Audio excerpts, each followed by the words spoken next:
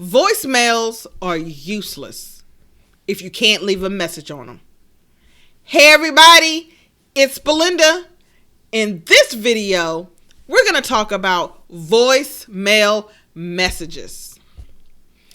I can't tell you how many times as an HR professional I've called someone to either set up an interview or even better than that, to offer them a position and their voicemail was full or their voicemail wasn't set up.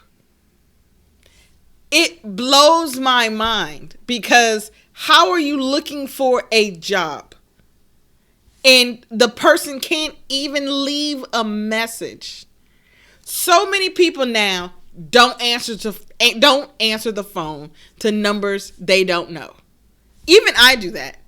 If you're calling my cell phone, you're calling my personal cell phone and I don't recognize the number, because numbers I recognize, I put their name on them so I'll know who's calling.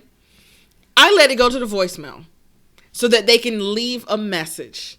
I listen to the message, and if I need to call back or whatever, I do that. But people can leave a message.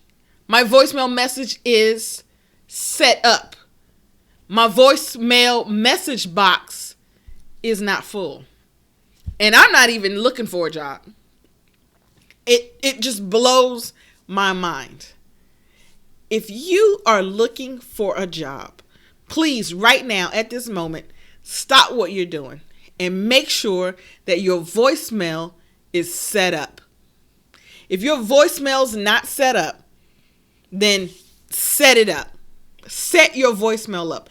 Google it. Look on Google. Look on a YouTube video on how to set up your voicemail, because that's so important. You will not always have your phone nearby. You could be in the bathroom. You could be running outside to get the mail. Anything, and miss that call. The volume could be low and you didn't hear it ring. Anything. You could be missing the opportunity because your voicemail message is not set up. When you're looking for a job, the other thing too is you may be in a situation where you can't answer the phone. You may be in the grocery store and the HR person's calling to set up an interview, and you can't really answer the phone because it's noisy. You have nothing to write with, so you let it go to voicemail. If your voicemail message is not set up, you have missed that opportunity. In another video, I talked about why you won't get the job. That is one of the reasons why you won't get the job. If the person can't even leave a message on your voicemail message. So again, make sure that your voicemail message is set up and that you know how to check it when a voicemail message comes in. When somebody leaves a message, that you know how to check it. Have somebody test it for you. Let them call. You don't answer. It goes to voicemail. You get the notification that you got a voicemail and you play the message.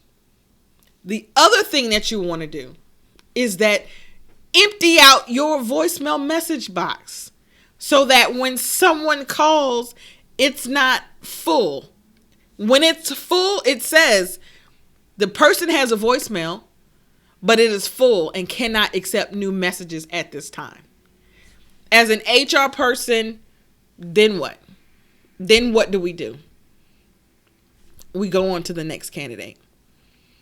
Do not miss your opportunity on something as small as not having your voicemail box set up, or that your voicemail message box is full and we can't get a hold of you.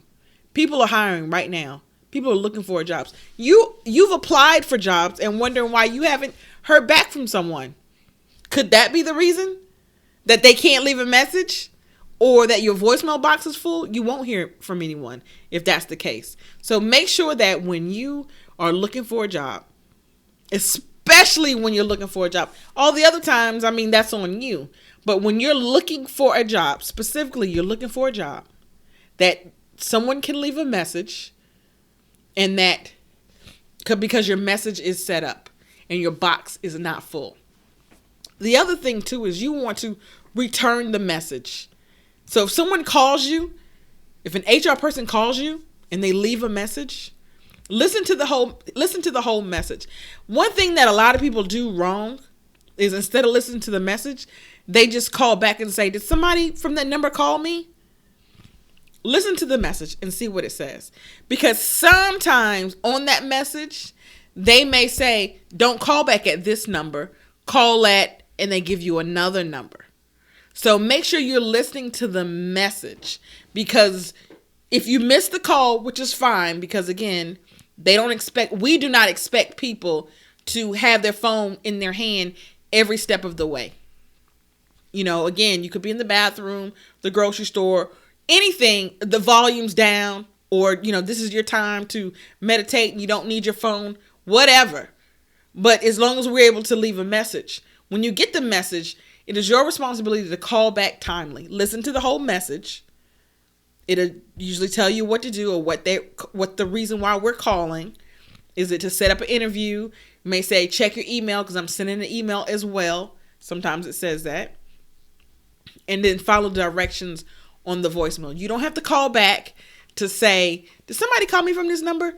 Listen to the whole message and call back.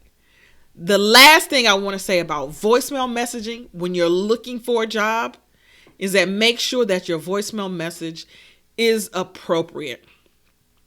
You don't want to have anything crazy sounding as your voicemail message, as funny as it may be, or, what a joke you might get out of it. If you're looking for a job, you want to make sure that you have your best foot forward and that your voicemail message is an appropriate voicemail message, appropriate voicemail message so that someone can leave a message. You don't want to have anything crazy or inappropriate on the message, or no loud sound being played or anything like that. Keep it simple, keep it simple when you're looking for a job. After that, do whatever you want. But when you're looking for a job, you want to keep it simple. Keep it generic. It doesn't have to be anything fancy. Hi, you've reached Belinda. I'm unavailable to answer the phone. Please leave a message after the beep. Short and sweet. It doesn't have to be no long, drawn out. I'll call you back when I have a free. It doesn't have to be all that. Just, "Hi, you've reached Belinda. Please leave a message after the beep." Sometimes people's voicemail message just says nothing. It's just a beep. Your voicemail message needs to say something. It needs to say something. So set up your voicemail message an appropriate, as professional as you can voicemail message, so that when somebody calls you to set up a job interview or to offer you a job. Recently, as recent as this week, I was calling to offer this young lady a position. I called the first time. The voicemail message was full. So I thought, okay, well, that's odd. I called the next day. Her voicemail message was full. I sent an email out of courtesy, because thinking clearly maybe she's not aware, and that her voicemail message is set up, because she knew I was going to call. And sure enough, she responded. She was in horror that she didn't realize her voicemail message was set up. Her voicemail box was full.